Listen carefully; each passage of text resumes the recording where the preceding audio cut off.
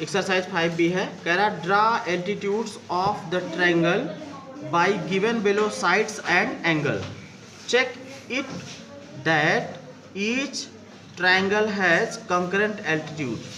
मतलब कहने का इसका ये है कि पहले तो जो है जो साइड्स दी गई हैं और जो कोण दिए गए, जो भुजाएं और जो कोण दिए गए हैं उसके हिसाब से त्रिभुज का शीर्षलंब खींचो।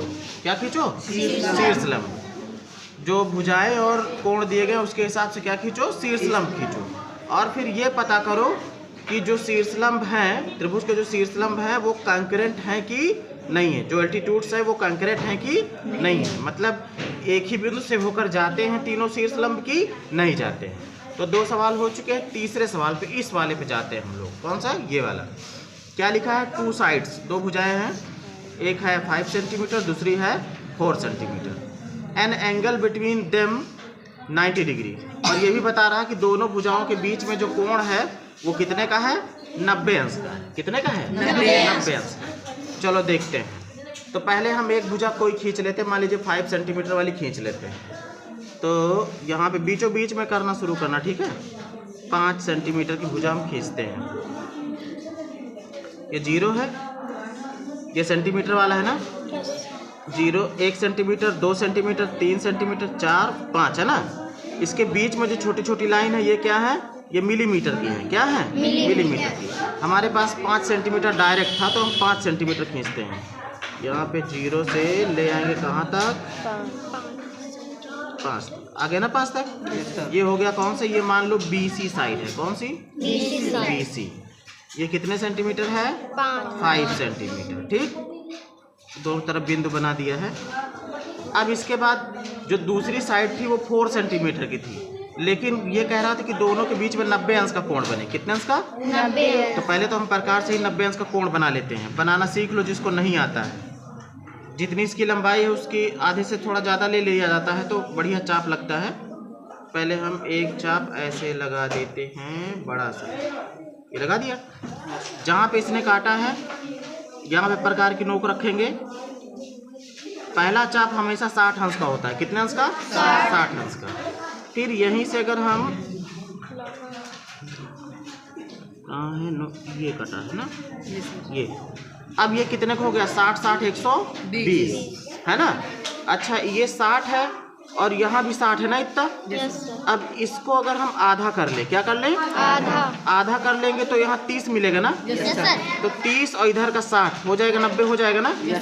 तो हम क्या करेंगे? इसको आधा करेंगे। जिसको आधा करना हो देखो कैसे किया जाता है।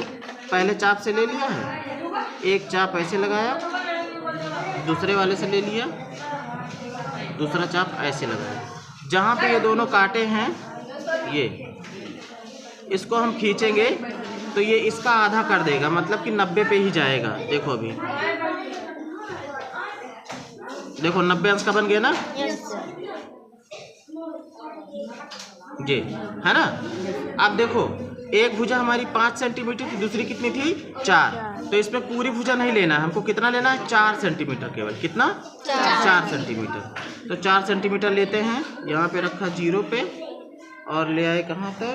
4 तक। ये है 4, आ गया ना 4, है ना। तो हम वहाँ पे काट लेंगे जितने की ज़रूरत है, इतने की ज़रूरत है ना। तो हमारा जो शीर्ष A होगा, जो वर्टेक्स A होगा वो यहाँ पे हो जाएगा। अब इसको मिला देंगे तो अभी त्रिभुज हमारा बन जाएगा।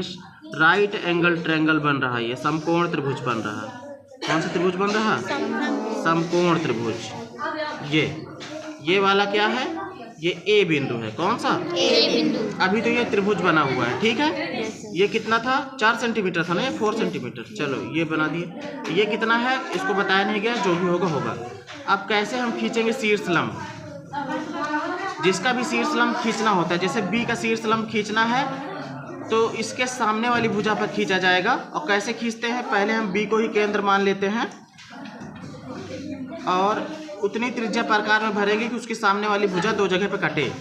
अभी देखो यहाँ भी काट सकती है, ये आगे ज़्यादा हो रहा, थोड़ा कम कर लेते हैं। 2 जगह पे कटे बस। ये काट रही ना 2 जगह पे। B शीर्ष से शीर्षलंब खींचने के लिए सामने वाली भुजा पर हमने ऐसा चाप लगाया कि दो जगह पे काटे। अब जहाँ जहाँ पे काट रहा है वहाँ से पुनः चाप लगाएंगे। यहाँ पे रखा, एक चाप इधर लगाया और दूसरी बार यहाँ पे रखा, फिर एक चाप यहाँ लगाया। दोनों चाप जहाँ पे काट रहे हैं वहीं से हम लाइन खींचेंगे। देखो बी से खींच रहे हैं। अब ये बी से AC भुजा पर शीर्ष लंब है, एल्टीट्यूड है, क्योंकि ये कितने अंश पे रहेगा? 90 अंश पे रहेगा। इस पर कितने अंश पे रहेगा? 90 अंश पे। तो बी का शीर्ष लंब हमने खींच दिया। अब इसी तरीके सी का खींचेंगे और ए का भी खींचेंगे। तो पहले चलते हैं सी का खींचते हैं। सी वाले का जब खींचेंगे तो सेम काम वही, सी से जो सामने वाली भुजा कौन सी है? ए बी है ना। ऐसा चाप लगाएंगे कि ए बी दो जगह पे कटे, और ना कटेगी तो बढ़ा भी लेंगे। जैसे यहाँ पे काट रही है, आगे नहीं काट रही ना, तो हम इस वाले को थोड़ा सा नकली भुजा खींच लेंगे, इसको बढ़ा लेंगे थोड़ा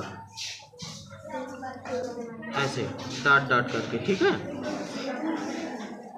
है ना।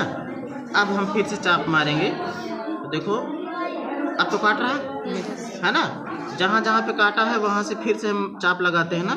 एक यहाँ पे काटा है, ये गया, एक यहाँ पे काटा है, यहाँ पे ये गया, है ना। जहाँ पे काटा है बेटा, यहाँ पे काटा है ना, इससे हम खींचेंगे सी का शीर्ष लंब। पक्की बात है यहीं से होके जाएगा, क्योंकि 90 पे होता है ये, है ना। बिल्कुल सेम उसी लाइन पे ही जाएगा। ये गया ना, है ना।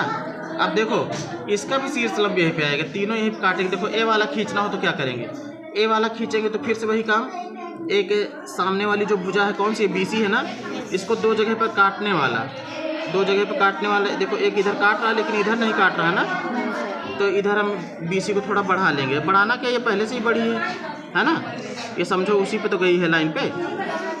अब करना चाहो तो थोड़ा सा और डार्क कर लो, ठीक। अब हम ए से क्या करेंगे, उसके सामने वाली जो भुजा है उसको दो जगहों पर काटने वाला चाप लगा देते हैं। ये लग गया ना।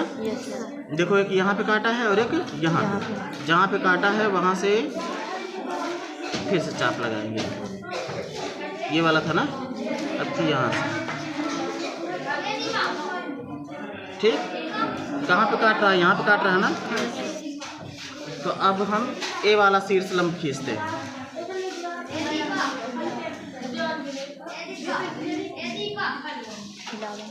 ये अब देखो तीनों शीर्ष लंब हमने खींच दिए हैं। ये वाला शीर्ष लंब सी का जो था वो यहाँ से था, ए का यहाँ से था, बी का यहाँ से था, और तीनों शीर्ष लंब देखोगे यहाँ पे मिल रहे हैं कि नहीं मिल रहे हैं। देखो इस वाले को और थोड़ा सा और बढ़ा देते तो काटता हुआ आगे निकल जाएगा। ये देखो बी का शीर्ष लंब ये है, ए का शीर्ष लंब ये है, सी का शीर्ष लंब ये है, और तीनों कहाँ पे? बी पॉइंट पे ही एक दूसरे को काट रहे हैं। तो ये कंकरेंट पॉइंट हो गया। कौन सा? यही कंकरेंट पॉइंट। मतलब जो शीर्ष लंब होते हैं, जो एल्टीट्यूड्स होते हैं, वो कंकरेंट होते हैं, मतलब कि एक ही बिंदु से होकर जाते हैं। बात समझे?